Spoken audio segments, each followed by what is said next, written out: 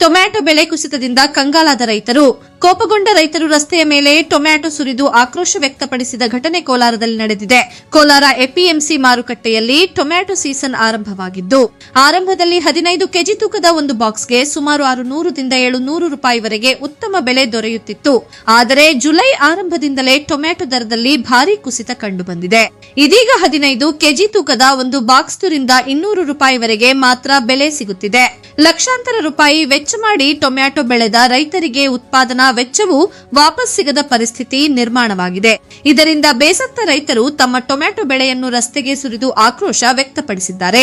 ರೈತರು ಸರ್ಕಾರ ಸೂಕ್ತ ಬೆಂಬಲ ಬೆಲೆ ಹಾಗೂ ತಕ್ಷಣದ ಪರಿಹಾರ ಕ್ರಮ ಕೈಗೊಳ್ಳಬೇಕು ಎಂದು ಆಗ್ರಹಿಸಿದ್ದಾರೆ. ನಿಮ್ಮ ಅಭಿಪ್ರಾಯವನ್ನು ಕಾಮೆಂಟ್ನಲ್ಲಿ ತಿಳಿಸಿ.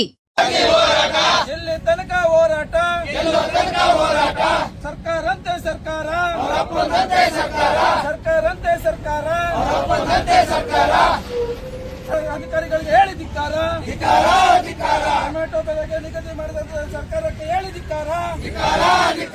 ಬೇಕೇ ಬೇಕು, ಬೇಕೇ ಬೇಕು. ಎಲ್ಲಿ ತನಕ ಹೋರಾಟ, ಏತಕ್ಕಾಗಿ ಹೋರಾಟ, ರಕ್ತವನ್ನು ಚೆಲ್ಲುತ್ತೇವೆ.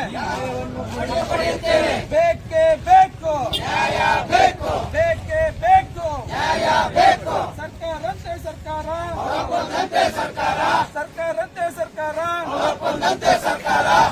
ಬೇಕು, ಬೇಕೇ ಬೇಕು.